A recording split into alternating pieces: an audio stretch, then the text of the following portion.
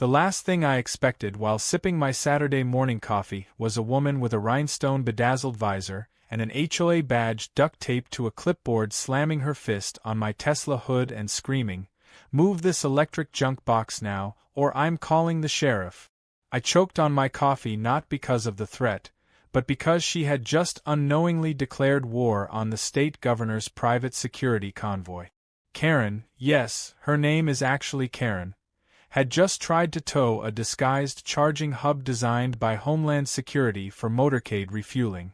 I wasn't sure if I should laugh, cry, or just press the silent panic button in my pocket and watch the circus unfold. It had started a week ago when Karen first noticed my Tesla parked in the cul-de-sac for more than 24 hours.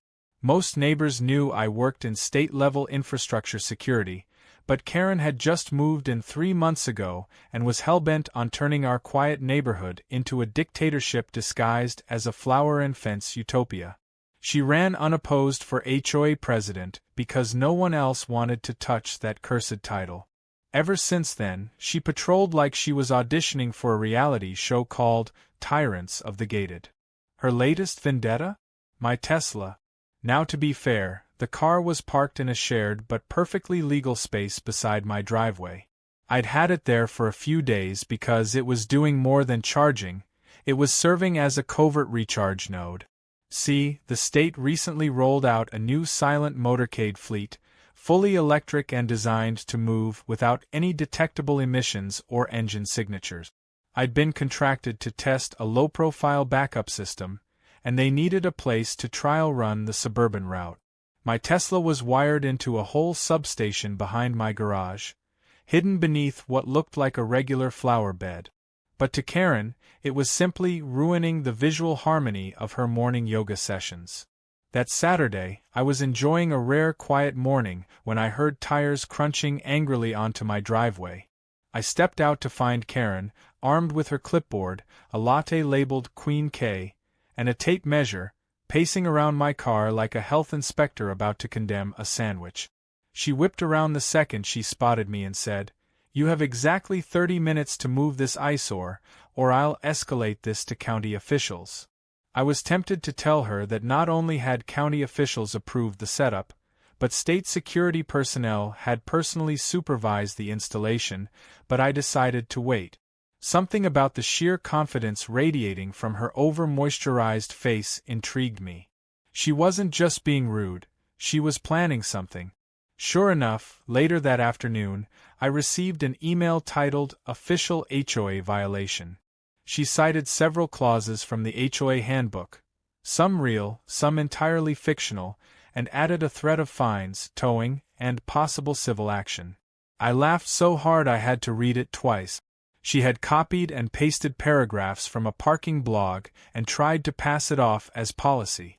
My neighbor Dave texted me a screenshot from the HOA Facebook page, where Karen had posted, "If the resident at 274 doesn't remove that hideous Tesla, I will be forced to take community action. That space belongs to all of us."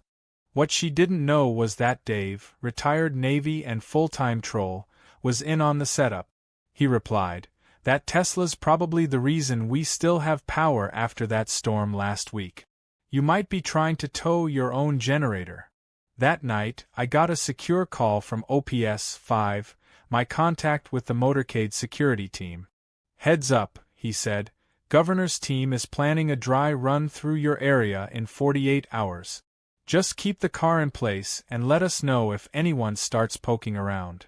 "Funny you say that," I replied, "because Queen Karen is poking so hard she's about to trigger a constitutional event." He chuckled. "Well, if she escalates it, let us know. We'll handle it." Sunday morning, things went from funny to ridiculous.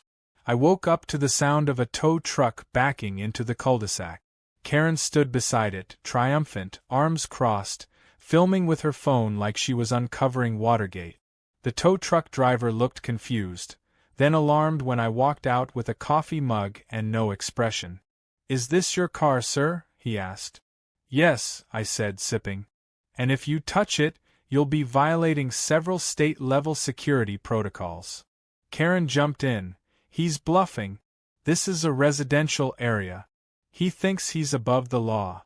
I didn't respond. I reached into my pocket and tapped the silent panic button.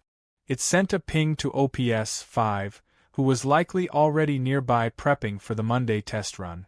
Less than 4 minutes later, black SUVs rolled into the street with synchronized grace. Doors opened.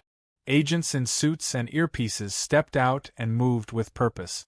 Karen turned white. One of the agents approached the tow truck driver and calmly said, "You're going to want to back away from that vehicle." Karen stepped forward. "Excuse me. I'm the president of the HOA. This is private property and that car is not authorized to be here." The agent, unbothered, replied, "Ma'am, that vehicle is a state-authorized recharge station under active surveillance. Interference is considered obstruction." Karen's mouth opened but no words came out. I leaned against the porch post, sipped my coffee, and said, "Would you like to repeat what you told me earlier about calling the sheriff?" She didn't. Instead, she staggered backward as the tow truck driver packed up and left faster than I thought possible.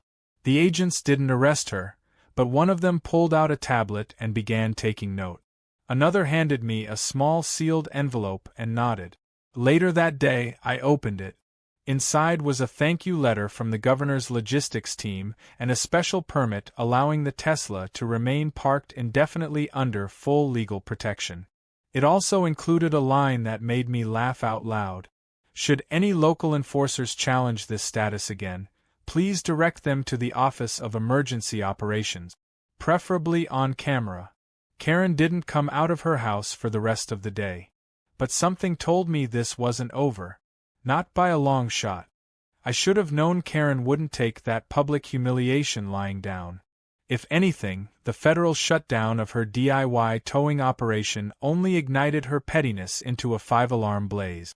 The next day, she came stomping through the neighborhood like a woman on a mission, still wearing the same visor, still gripping her clipboard like a holy relic, and now with an air of vengeful righteousness. Most people would have backed off after being told off by state agents in tailored suit. Not Karen. She doubled down, and this time, she brought backup. It started around noon. I was inside trying to enjoy a football game when I noticed 2 unfamiliar faces walking up and down the cul-de-sac. One of them wore a sun-faded security jacket with a patch that said, "Neighborhood Watch Enforcer," and the other looked like he just got off a monster truck rally shift. Karen trailed behind them, pointing at my Tesla with theatrical flair. I muted the TV and watched through the blinds as she gestured wildly, probably explaining how her constitutional rights had been violated by an electric vehicle. The 2 men nodded as if she were revealing state secrets. Something told me I needed popcorn. Sure enough, the guy in the security jacket strutted up to my door and knocked like he was about to issue a warrant. I opened it calmly, still holding the remote in one hand. "Afternoon," he said, voice deep and unnecessarily aggressive. "We've had reports of an unauthorized vehicle obstructing communal property." I gave him a look. "You mean my car?" "That would be correct. This is a shared zone, and per HOA regulations, we're conducting an enforcement review." Behind him, Karen nodded smugly. She had her phone out again, already recording. I leaned forward just enough for my voice to carry clearly and asked, "Are you a licensed enforcement officer?" The man shifted slightly. "I'm a retired deputy. I'm authorized by the HOA to conduct compliance checks." "Retired deputy?" I said, raising an eyebrow. "That patch says Neighborhood Watch. It's a formality." I didn't say anything. I just stepped back, pulled out my phone, and pressed record. "Great. So what agency trained you?" "Because that vehicle you're trying to investigate is a registered component of a state-level emergency operations system. And interfering with it again could land you in federal court." The man didn't flinch immediately, but Karen did. She turned a shade paler and lowered her phone. "He's lying," she muttered, more to herself than anyone else. "He's bluffing again." "You were here yesterday," I said, turning to her. "You saw the agents. You heard what they said. Did you forget, Or are you just hoping your new muscle can't read? That hit a nerve. The guy in the jacket raised a hand like he was about to protest, but then I heard it, the low rumble of approaching vehicles. Not the screechy HOA golf carts or Karen's little hybrid SUV. No, these were the same matte black SUVs from before, smooth and silent, rolling into the street like ghosts on asphalt. This time, there were more of them. Doors opened, agents stepped out, and one of them, a tall woman with mirrored sunglasses, walked straight up to me. "Mr. Carson," she said with a nod. "We received another alert. Are these individuals bothering the asset again?" I looked at Karen, whose mouth had fallen open in what could only be described as dumbstruck disbelief, and said, "Yeah. I think they're attempting another unauthorized enforcement action." "Understood," the agent said. She turned to the fake security guy. "Sir, please provide identification and any documentation authorizing you to act on behalf of a government or law enforcement agency." I don't need to," he stammered. "I'm just helping with compliance." "Compliance with what?" she asked. "With the HOA's regulations. You are not authorized to enforce municipal code," she said flatly. "And this is now the second documented instance of attempted interference with a protected vehicle under active operational use by the governor's office." Karen tried to jump in. "But this is our neighborhood. We have rules." The agent turned to her with the kind of slow, practiced patience usually reserved for disarming live explosive. "Ma'am, this vehicle is part of the state's critical infrastructure. Your previous actions have already been documented, and if this behavior continues, you may face obstruction charges. Do you understand?" Karen blinked rapidly. "You can't do that. I have rights." "You do," the agent said. "And you're about a foot away from violating someone else's." As if that wasn't enough, another agent approached holding a tablet. "We ran the badge ID for the security officer. There's no active law enforcement license. In fact, he's listed in an open warrant database in 3 counties for impersonating an officer." The silence that followed could have muted an air horn. The fake deputy turned pale, tried to stammer something, and then made a run for it, straight into the arms of another agent who had apparently seen enough action movies to predict that move. Karen gasped and actually staggered backward, dropping her phone. The agents didn't arrest her, not yet. Instead, one of them handed me a new notice.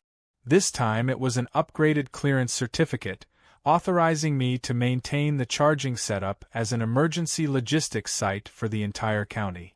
As they left, one of the agents gave me a small smile and said, "We'll be back for the full dry run tomorrow. If she shows up again, just wave." Karen didn't say another word that day. In fact, she went back inside and closed every curtain in her house like someone expecting a siege. But the damage was done. Word had spread across the neighborhood. Dave posted a photo of the fake security guy getting tackled with the caption, "Karen's new boyfriend didn't make it past level 1 clearance." It got 87 likes in 2 hours. Later that evening, I saw Karen walking down the sidewalk holding a manila folder and muttering to herself. She was plotting something. You could feel it in the way she glared at every house, like she was calculating who had betrayed her. And she still didn't get it. This wasn't about an HOA rule anymore. This was about her insisting she was in control of something far, far above her jurisdiction. And something told me that whatever she had planned next was going to be even more desperate. Because when entitled people lose power, they don't let go quietly. They go down swinging, and usually straight into a viral disaster. Karen may have gone quiet for a day, but deep down, everyone in the neighborhood knew that silence wasn't surrender. It was strategy. The kind of brooding silence that builds just before a volcano explodes in glitter and legal threats. She had been embarrassed, publicly, repeatedly, and in front of men and women who wore suits that screamed, "I don't answer to your HOA." Most people would have retreated, maybe even apologized, but Karen? No. Karen went into full conspiracy mode. By Monday morning, her new mission was crystal clear. Discredit everything, starting with me. It began with a knock on my door. Not the angry, frantic kind Karen usually favored, but a soft, polite one, eerily polite. When I opened it, there stood a woman with a news station badge and a camera crew behind her. Her smile was camera-ready, teeth sparkling and eyes full of that morning show warmth that always precedes a trash segment dressed as community interest. She introduced herself as a reporter for a local channel and asked if I'd be willing to give a statement regarding an escalating feud between a concerned HOA president and a suspicious use of residential property. I stared at her, stunned. "You're talking about the Tesla?" I asked. She glanced back at her cameraman and nodded. "Yes, we've been told it's being used improperly, possibly even as a surveillance vehicle, and the community is alarmed." "Alarmed," I repeated slowly. She nodded again, professionally rehearsed, like she had already typed up half the segment and just needed a few sound bites to glue it together. That's when I spotted her producer standing off to the side, talking to, of course, Karen. She was in full glam mode, hair done up like she was headed to the Emmys and wearing an HOA sash that was somehow both real and self-made. Her hands flailed dramatically as she spoke, painting me as some kind of underground agent with a vendetta against suburban values. I took a deep breath and smiled at the reporter. "Give me 5 minutes." I didn't plan to do an interview. Instead, I made 2 quick calls. One to OPS 5, letting them know we had potential media coverage on site, and the second to my neighbor Dave, who was already on his porch laughing like a hyena. 5 minutes later, just as the reporter began setting up her camera, 2 more black SUVs turned into the cul-de-sac and parked directly in front of my house. This time, instead of agents in suits, out stepped the state's official press liaison, an older man with a calming presence and a voice made for shutting things down. He introduced himself to the news crew and politely requested that they refrain from filming until proper authorization had been reviewed. Karen looked like she'd just swallowed a wasp. "Excuse me," she barked. "This is a free press event. I invited them. This is my neighborhood."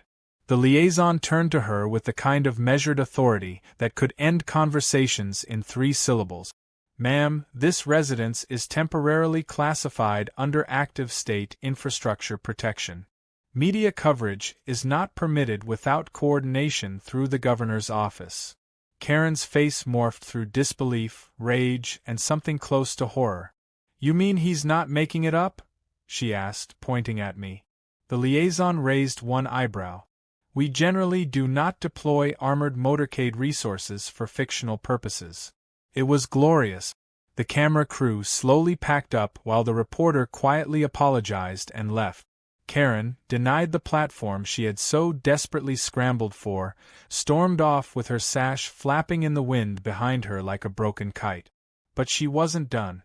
Later that night, I got a knock from another unexpected source: code enforcement. Not local police, not state agents, but the city's zoning office. The inspector looked uncomfortable, flipping through a clipboard filled with what had to be complaints. He asked to speak with me about possible violations relating to unauthorized electrical modifications, improper vehicle usage, and unapproved commercial activity. I invited him inside and showed him the permit. Not 1, not 2, but 6 documents, all signed and sealed, including the emergency infrastructure license that had been fast-tracked after the previous Karen incident.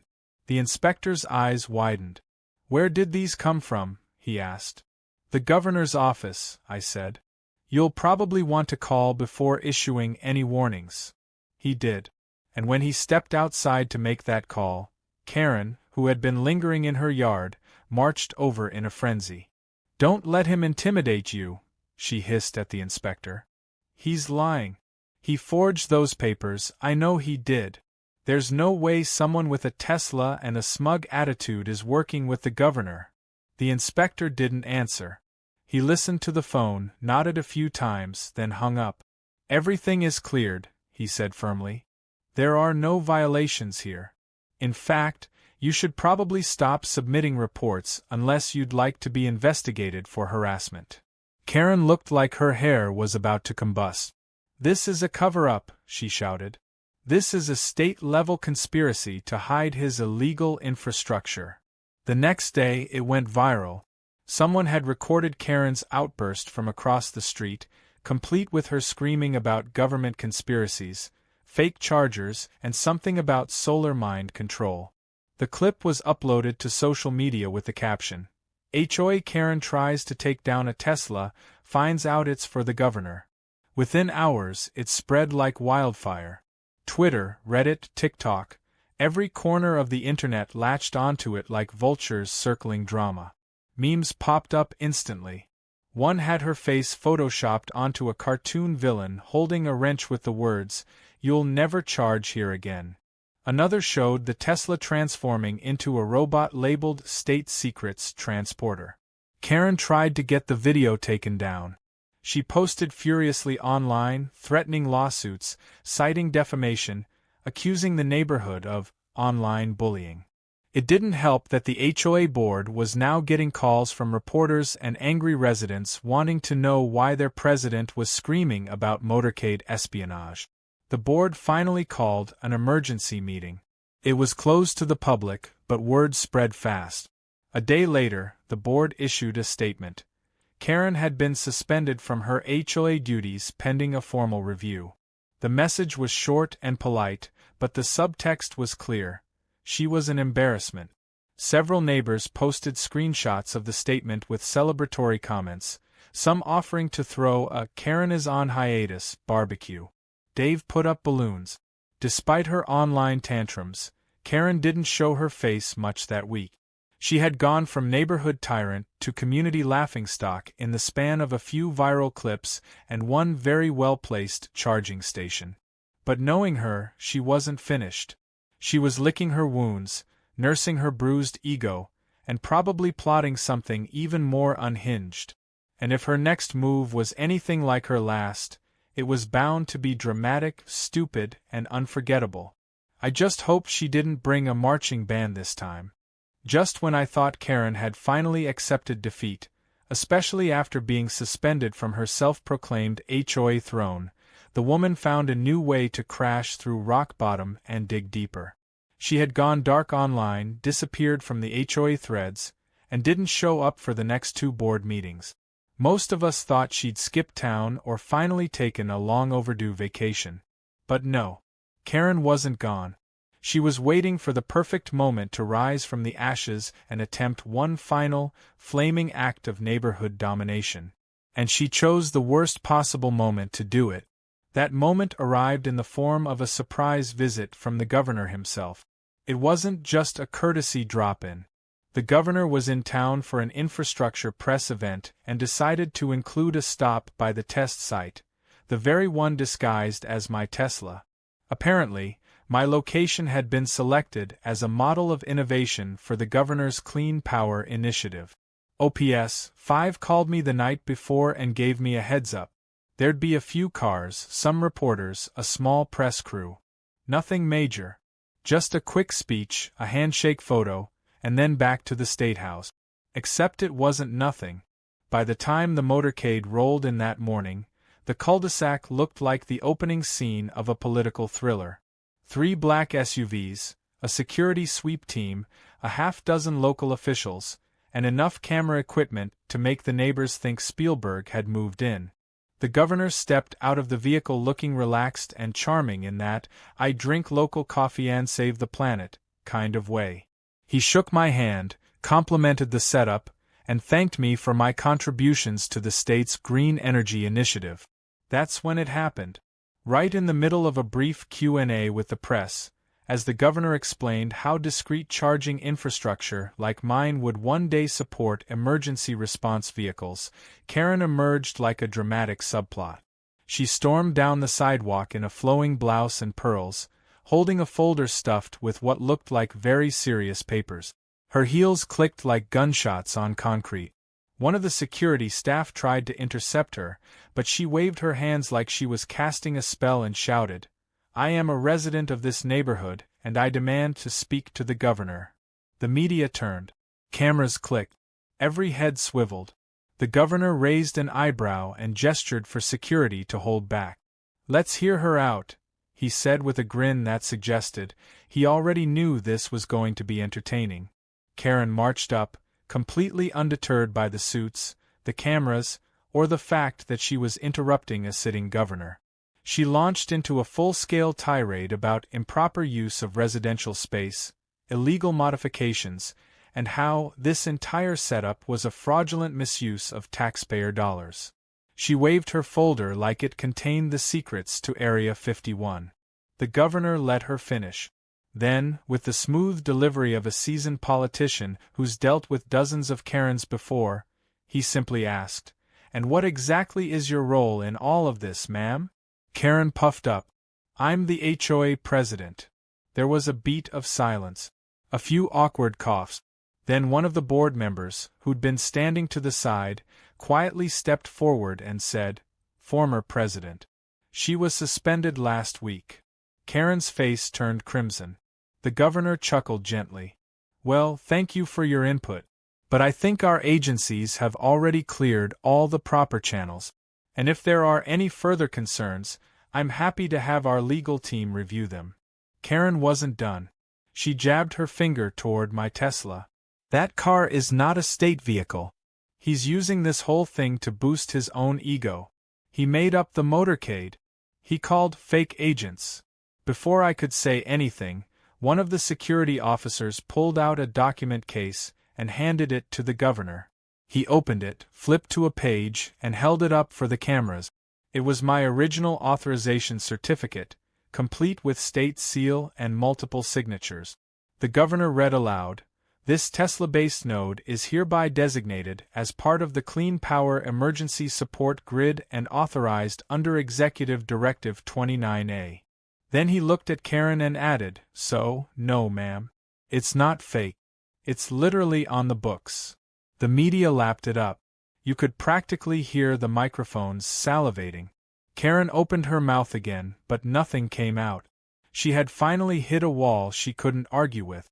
Then came the final blow. The governor turned to me and said, "Would you mind if I took a quick photo next to the vehicle?" I smiled. "Of course, sir."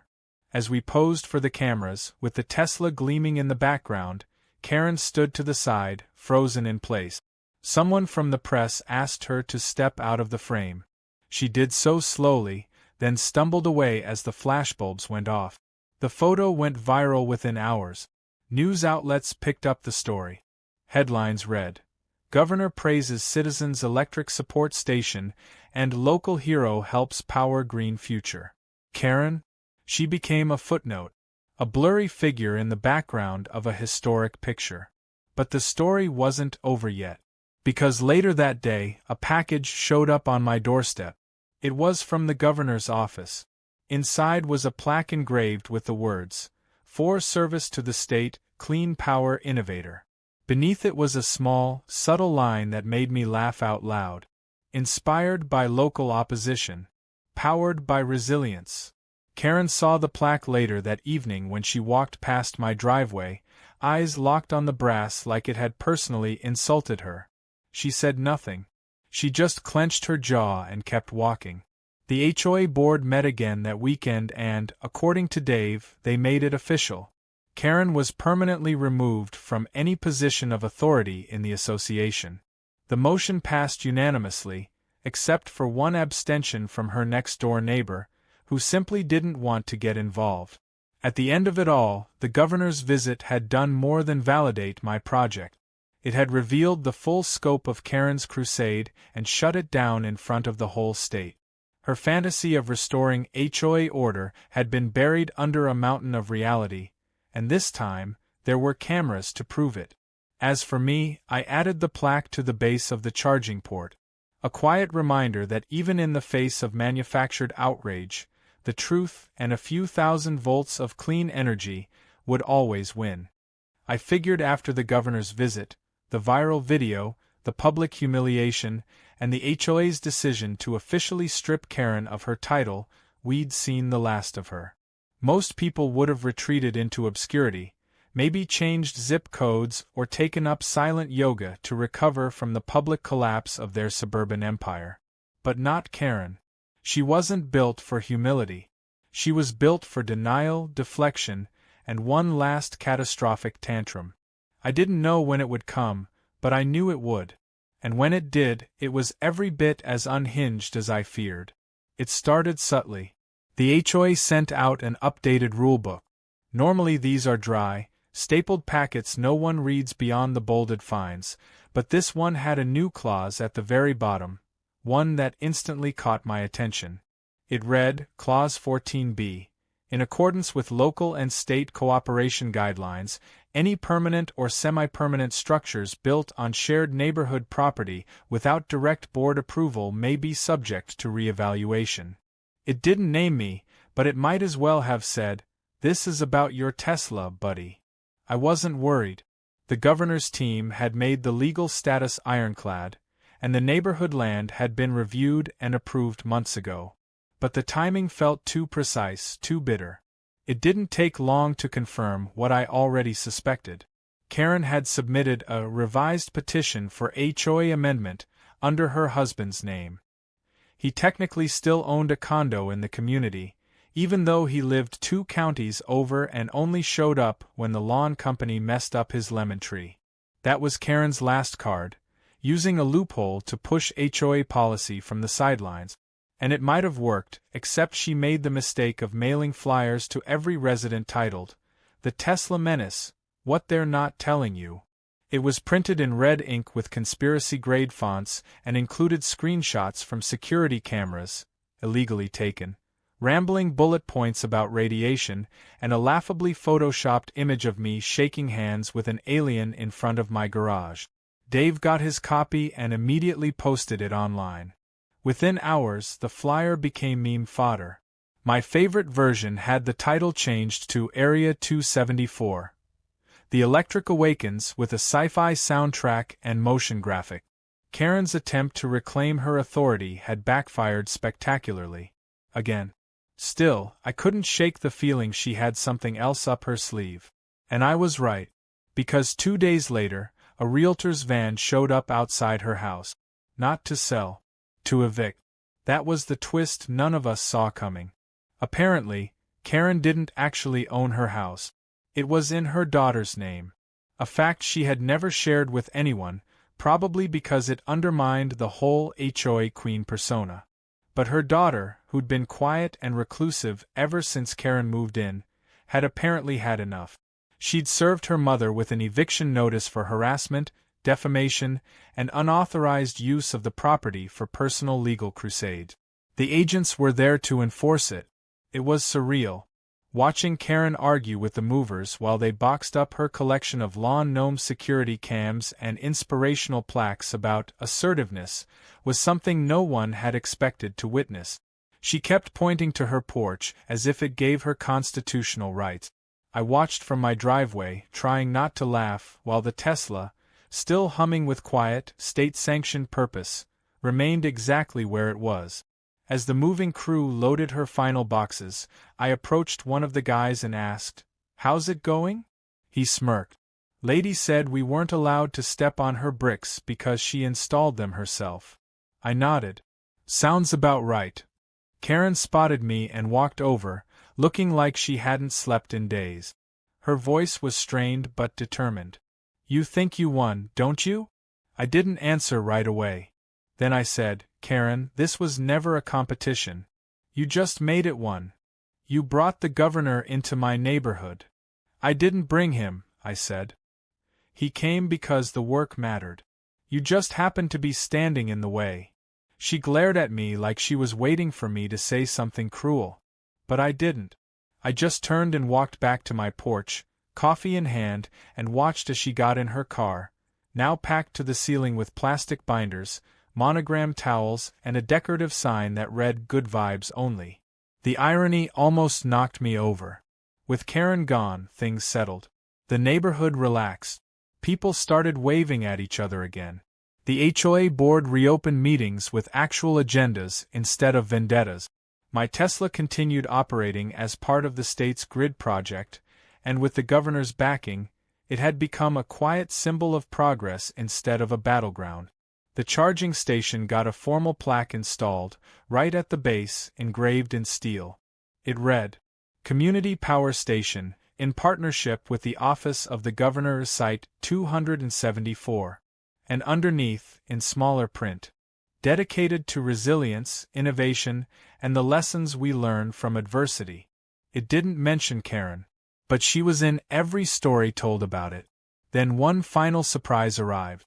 A week after she left, a package was delivered to my door. No return address, just a padded envelope with my name written in handwriting that looked like it had been angry for decades. Inside was a note. Just one line. You'll never understand what this place meant to me. Underneath it was a laminated copy of her first HOA election flyer, framed in cheap acrylic. I stared at it for a moment, then chuckled and slid it into the drawer next to my permit. A relic. A reminder.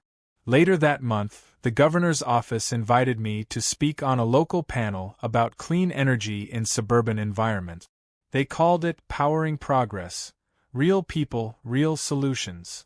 I talked about tech, infrastructure, the importance of integration, but I also told a story. About a neighbor. About control. About what happens when people confuse rules for righteousness and forget the value of listening before yelling. The crowd laughed. They applauded. And afterward someone came up and said, "You really lived through all that?" I nodded. Every last what of it.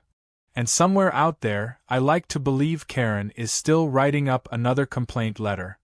This time to the universe itself. But for once there's no HOA, no clipboard, no sheriff, and no one left to listen but the echo of her own voice bouncing around the walls of a new neighborhood she doesn't control.